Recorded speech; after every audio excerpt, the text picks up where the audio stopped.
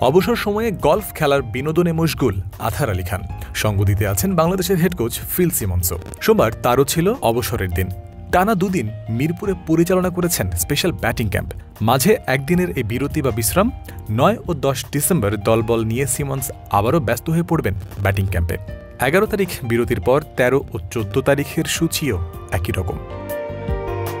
চাইলেই এই সময়টা নিজ দেশে ফিরে গিয়ে লম্বা একটা ছুটি কাটিয়ে আসতে পারতেন। বিপিএল শেষে টি-20 বিশ্বকাপ নিয়ে কাজ শুরু করতে পারতেন। তবে লম্বা ছুটির অনেকখানি বিসর্জন দিয়ে ক্যারিবিয়ান এই কোচ শিষ্যদের নিয়ে কাজ করার পরিকল্পনা সাজিয়েছেন। আয়ারল্যান্ডের বিপক্ষে টি-20 সিরিজ শেষেই জানা যায় এই ফরম্যাটের ব্যাটারদের নিয়ে আলাদা করে কাজ করতে চান সিমন্স। বিসিবিকে দিয়েছেন পরিকল্পনা। ক্রিকেট বোর্ড তা গ্রহণ করেছে সাদরে।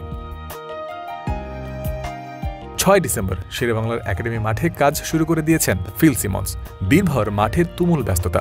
অন্যদিকে টাইগারদের বাকি বিদেশি স্টাফ যারা রয়েছেন, শন টেইট, জেমস পেমেন্ট সহ প্রত্যেকে ততক্ষণে বাংলাদেশ ত্যাগ করেছেন, নিজ নিজ দেশের উদ্দেশ্যে যাত্রা করেছেন ছুটি কাটানোর লক্ষ্যে। তবে ফিল সিমন্স আপাতত নেই তাদের দলে।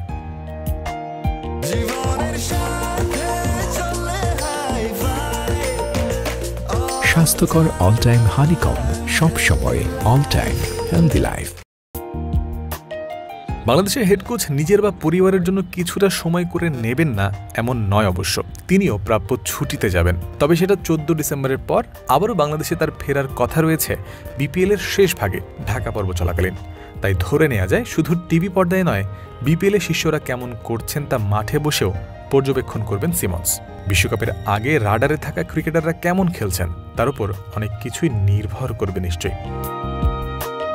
চলমান স্পেশাল ব্যাটিং ক্যাম্পে সিমন্সের সাথে সবকিছুর তত্ত্বাবধান করছেন সিনিয়র সহকারী কোচ মোহাম্মদ সালাউদ্দিন এবং batting coach Mohammad Ashraful.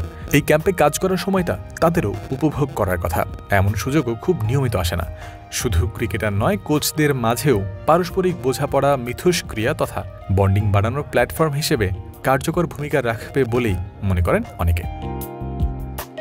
Pace bowling, spin bowling, fielding coach, physio, trainer, performance analyst সহ বাকি সবাইকে নিয়ে বাংলাদেশের সাপোর্ট স্টাফের পরিসর যথেষ্ট বিস্তৃত। আর এই সবার নেতা ফিল সিমন্স। এবারের এই স্পেশাল ব্যাটিং ক্যাম্পের বাস্তবায়নে সেই নেতা সুলভ ভাবনার একটা বহিঃপ্রকাশই যেন দেখা গেল। জয়ন্ত বিন্দু, ক্রিক ফ্রেন্সি।